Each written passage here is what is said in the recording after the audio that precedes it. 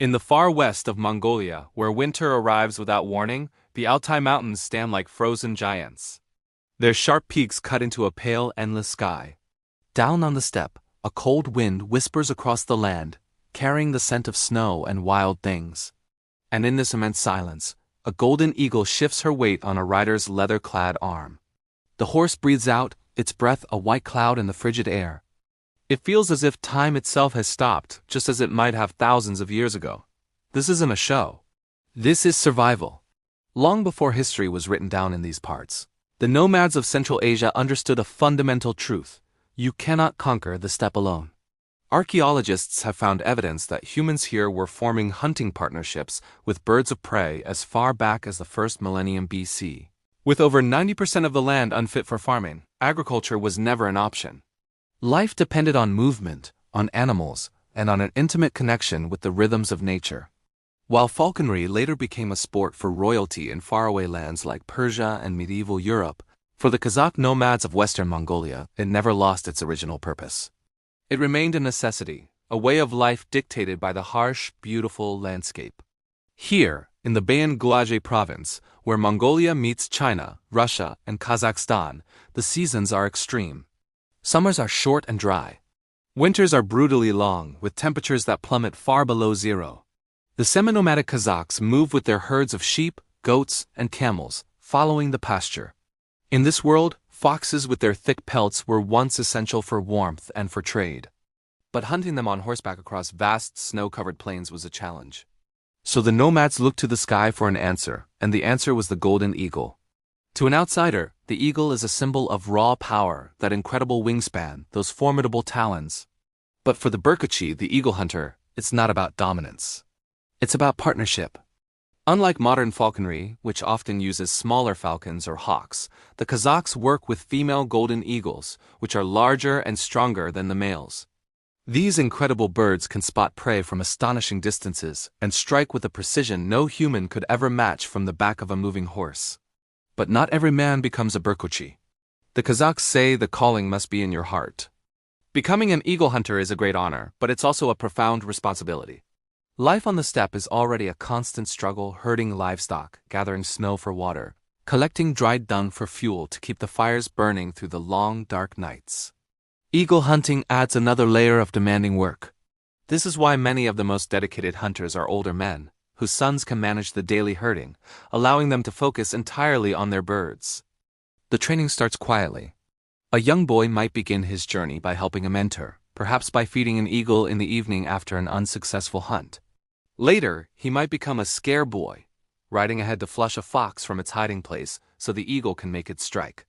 Only after years of demonstrating patience, dedication, and deep respect does a mentor finally help an apprentice capture an eagle of his own.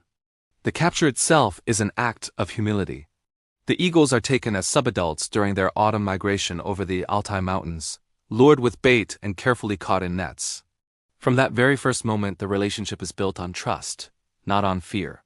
The leather hood, or tomaga, is the key symbol of this bond. When placed over the eagle's eyes, her world goes dark and calm.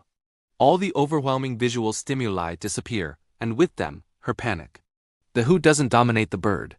It creates a quiet space for connection. Training unfolds in stages, inside the warmth of the family gear. The hood is removed, and the hunter offers meat from his gloved hand. Slowly, patiently, the eagle learns that this human presence means food, not harm. Soon she's hopping onto the glove, then flying short distances inside. Eventually, she learns to fly free, always returning because she understands a fundamental principle: where the human is, there is opportunity. During the winter hunting season, this partnership is tested every single day. The hunter on horseback scans the vast white landscape, while the eagle, perched on his arm, watches from her unique vantage point. When prey is spotted, the hood comes off. The great wings spread, and she launches into the air. If the hunt is successful, the hunter takes the valuable pelt, and the eagle is rewarded with the meat. It's a perfect division of labor, refined over countless generations. But when summer arrives, the hunting stops. This is the molting season, when the eagle sheds her old feathers and grows new ones. During this time, she is fed generously and kept strong and healthy. The bond continues, even without the hunt, reinforcing that their relationship is more than just a transaction. The hood is always nearby, a constant reminder of trust, not control. Yet from the very first day an eagle is captured, the hunter knows their time together is finite. The eagles are never given names. They are revered as wild beings, not kept as pets. One of the most emotional moments in a Berkocchi's life is the day he releases his eagle back into the wild mountains. Sometimes this happens when a wild male eagle appears during a hunt, and the hunter sees that his bird's natural instincts are calling her home. Other times it's just a feeling that their journey together is complete. The hood is lifted one last time not to calm her, but to set her free. Today, this ancient tradition stands at a fragile crossroads.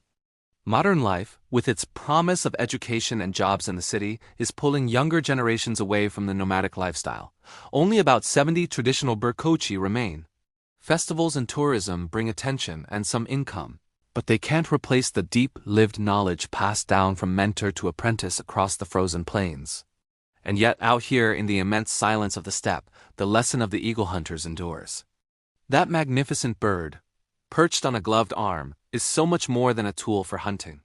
She is a living symbol of cooperation between human and wild, of survival achieved through mutual respect, not brute force.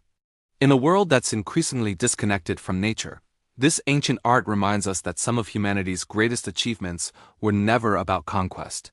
They were about partnership. As the wind sweeps across the Altai Mountains once more, the eagle lifts her head beneath the hood. Snow begins to fall, soft and silent. And for a moment, the past and the present move as one, bound together by leather, by wings, and by a shared understanding of what it means to live on the edge of the world. Thank you for watching. If you were moved by this story of tradition and survival, please like this video and subscribe to our channel for more stories from the far corners of our planet.